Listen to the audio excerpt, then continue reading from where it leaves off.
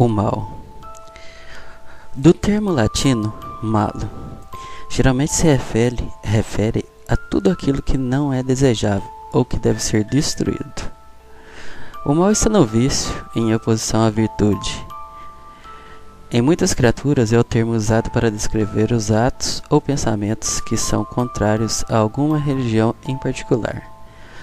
E pode haver crença que o mal é uma força ativa e muitas vezes personificada na figura de uma entidade, às vezes como o diabo ou afins.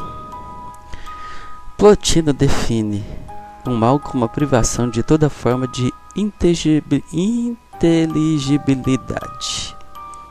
Kant define o ser humano teria uma propensão para o mal, apesar de ter uma disposição original para o bem.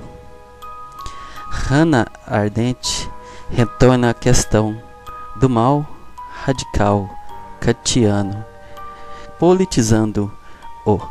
Analisa-se o mal quando este atinge grupos sociais ou propósito, ou o próprio Estado.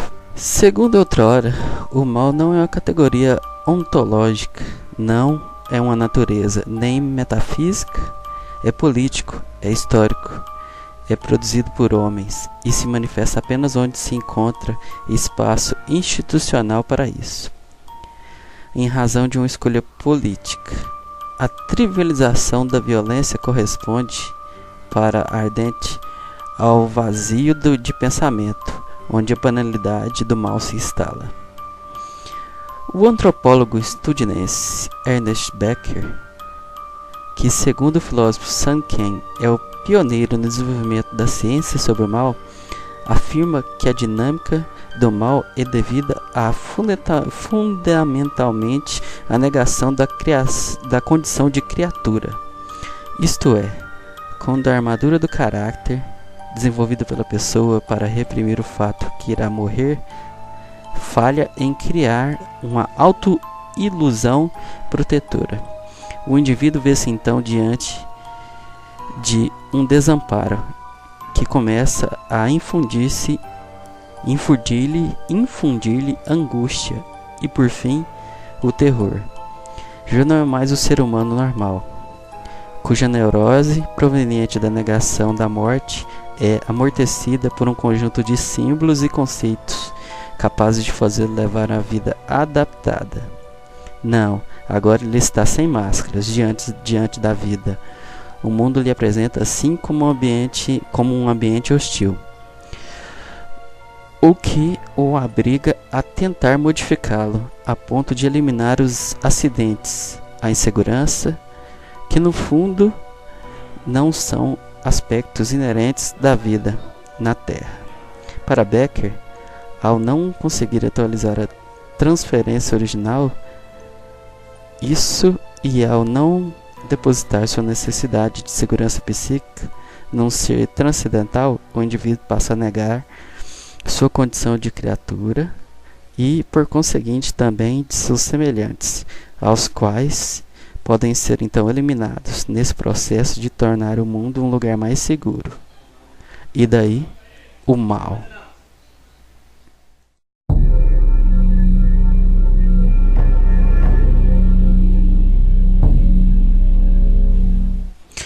Espero que essa transmensagem encontre uma mente racional em algum tempo na existência. Essa mensagem faz parte de meus relatos sobre acontecimentos a qual imagino que forças poderosas vão lutar para apagar do contínuo. A Primeira Grande Guerra. Tudo que consigo me lembrar, com meu corpo no atual estado, é que foi uma guerra interplanar. Membros poderosos de várias facções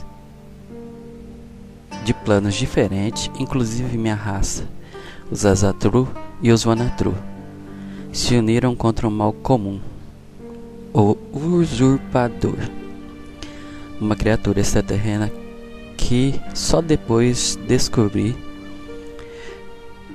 encontrou uma forma de usufruir do néctar. Antes que se perguntem o que é o néctar, deixe-me explicar.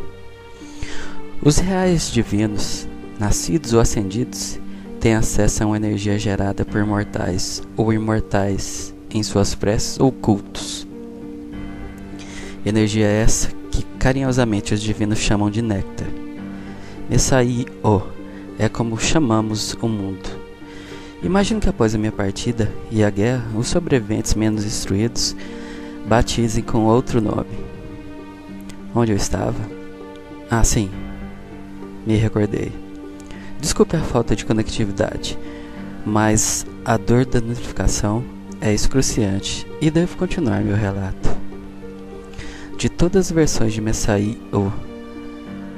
campeões ficaram sabendo sobre o plano do usurpador, que constituía uma simples tática, extermínio de toda e qualquer forma de vida e reconstrução dos mundos da sua ideologia. O néctar é uma fonte de poder inebriante e por muitas vezes viciante. Quando sorvida por uma criatura que não tem capacidades divinas, no mais tranquilo dos casos traz a loucura. Bem, esse foi o destino do usurpador. Nossa inteligência, a grandes custos, descobriu que o usurpador já possuía uma matriz genética para implantação nos planetas após o extermínio. Já havia corrompido os celestes, tornando seu exército pessoal e poderoso. Seu plano foi rapidamente posto em ação, que era construir obeliscos com 15.479 côvados de altura, em 4 partes distintas do mundo. Esse obelisco constituía uma tecnologia capaz de enviar um pulso nullificador através dos planos, exterminando assim toda a vida inteligente e seres de outros mundos inteligentes. Mesmo os abissíanos, que são as criaturas mais resistentes que conheço, teriam graves problemas para sobreviver. Uma enorme iniciativa fora montada. Os machados, que são uma organização de algum lugar no cosmos. Os martelos, o credo, os subterrâneos, a sociedade imortal, os titãs azuis, a ordem grande, os filhos do éter, os membros do antro, o oculto e os 3 filhos de Lúcifer foram as facções que se aliaram para evitar esse genocídio, além de diversos outros poderes menores e maiores. A batalha em si foi sangrenta para derrubar os obeliscos. Muitos foram mortos e, em sua grande maioria, na morte final. A batalha ao redor do globo mudou a geografia do mundo, separando continentes, destruindo civilizações e seus marcos, e se estendeu por 7.077 dias. No penúltimo dia, éramos apenas alguns milhares. Chovia sangue dos céus de diversas cores. As águas do oceano já haviam mudado de cor. As nuvens estavam saturadas e o solo conspurcado. A batalha final durou de um amanhecer ao amanhecer do outro dia. Os principais tenentes e generais usurpadores estavam presentes para evitar a queda do último obelisco, mas alguns milhares morreram e outros ficaram à beira da morte, assim como os meus irmãos. Foi nesse ponto que descobri um segredo dos exércitos do usurpador. Eles não morriam de verdade e nunca tiveram vontade própria.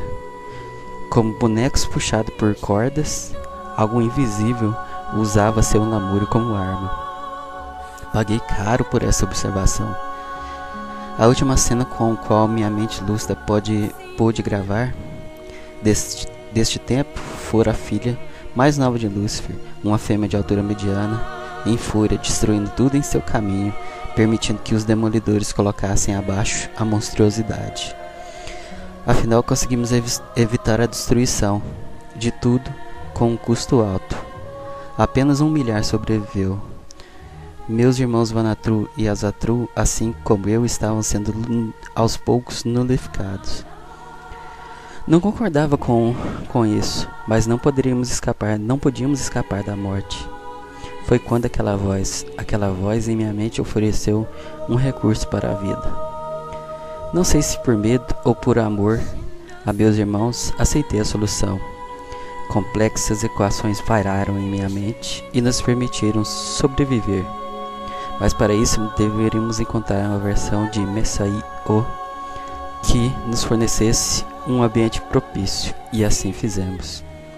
Os habitantes do mundo nos trataram como divinos, e isso ajudou em nossa recuperação. Só algum tempo depois de nossa mudança pude ver o preço que pagamos. Mudamos e continuamos mudando. Perdemos nossa identidade aos poucos, e aos poucos me esqueço de quem fui. Nos chamam agora de Aedra e Daedra. Deixo esse registro gravado agora para que alguém se lembre do mal que ainda existe e trama. Não sei onde vai estar gravado esse registro, se uma jarra, um cubo, uma espada ou uma mortalha. Peço que a quem encontrar que, por favor...